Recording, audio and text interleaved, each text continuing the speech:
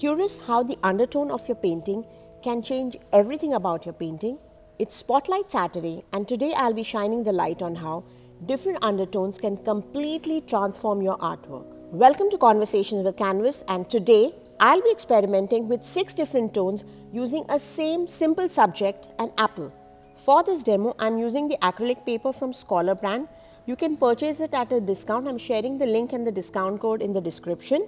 This is an A3 size and I'm just taping it down so that I can demarcate it into 6 different sections for the 6 different undertones that I'll be trying out. The first one is neutral. So I'll be using yellow ochre. You could also use burnt umber, raw umber, or even raw sienna. The masters use this, so definitely it has to be good. For the second section, I'm using pyrrole red. Now this is a warm undertone and you could use any orange or any red. This is especially great if you're doing a lot of landscape painting as it brings out the vibrancy of the greens. Now complementary is one of my favorite undertones. So I'm using a phthalo blue as it complements the red of the apple. So according to your subject, you need to change the complementary color. If you love vibrant pop of colors peeping through your paintings, then definitely fluorescent pink is the color of choice that you should be putting as an undertone for your painting. It adds the right amount of drama to your work. Now usually an undertone is of a mid value, not too light, not too dark. But here I'm using black, which is of the darkest value, as an undertone, and you will see how it affects your painting. After adding the darkest value as an undertone, I'm going to add some bling in the 6th section. I'll be going in with gold as an undertone for the 6th section, and once you've done all the sections, it's time to let them dry completely, and then I'll add in the outline of my apple. The surface is now completely dry, and using diluted paint, I'm sketching out the apple pretty loosely. Using the same diluted mix, I'm going to be sketching out the apple on the remaining tones, except for black, where I'll be using a lighter color so that it is more visible. Now this is the apple that I'll be painting, and I'll be using a very limited palette to paint this apple and a large flat brush so that the undertones can be visible in certain areas. So I'm using titanium white, cadmium yellow medium, pyrrole red, phthalo blue and burnt umber. Misting it a bit so that it can stay wet for a longer time. I'm using a number 8 flat brush and I'm going to be painting all the surfaces at the same time so that the color mixes remain the same. Also, it will help me keep it a bit loose and let the underpainting show through in certain areas. To mix in the darkest value for the shadow area of the apple, I have used pyrrole red mixed in with a little bit of the blue as well as the burnt umber. You can see that I'm holding the brush at its rear end, so this keeps the brushwork pretty loose. For the mid-tone, I'm mixing in the red into the previous mixture and I apply the paint with short chunky strokes, taking care to not blend the paint with the previously added dark shadow area. Now this chunky brushwork will help me paint loose, and also it will let the undertone be visible in some areas. Especially you can see it in the blue as well as the pink, that the undertone is visible over there.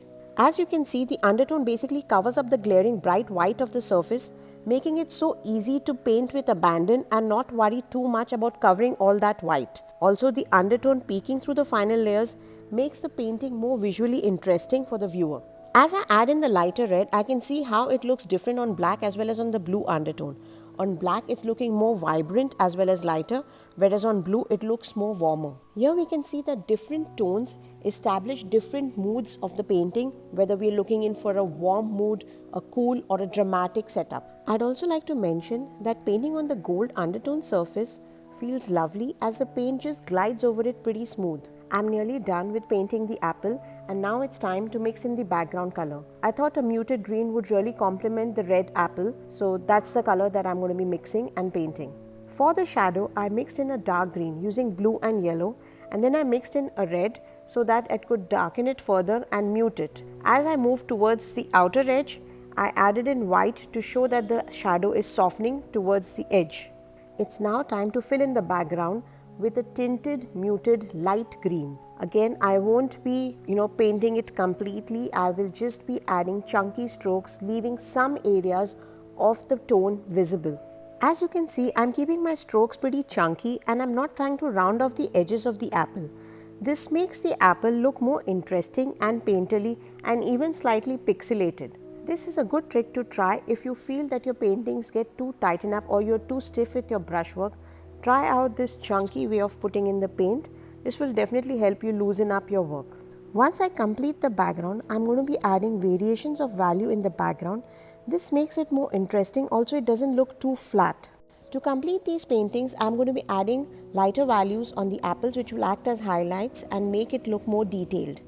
As I'm adding the finishing touches to the apples, it's time now to analyze how each tone has affected the final outcome. The green background on the neutral yellow ochre looks much vibrant, whereas on the warm red background it looks much lighter and cooler. The blue undertone is making every color look relatively warmer than itself. I love how the peaking fluorescent pink is giving it that touch of drama to this painting. The black, however, is making every color look very vibrant. Also, the green background looks kind of transparent over the black undertone. I had expected the gold undertone to be really jazzy and too blingy, but I'm definitely pleased with the subtle sheen that the gold undertone lends to the painting. And there you have it, an in-depth look at how surface tones can actually transform your painting. Mention in the comments the undertone that you love the best and you would like to try to use it in your work. If you try this technique, don't forget to tag me on Instagram. I'd love to share your creations. Thanks for exploring these tips with me. Also, I'd love to hear any suggestions for future reviews and demos. Until next time, take care, keep creating and exploring new artistic possibilities. Bye.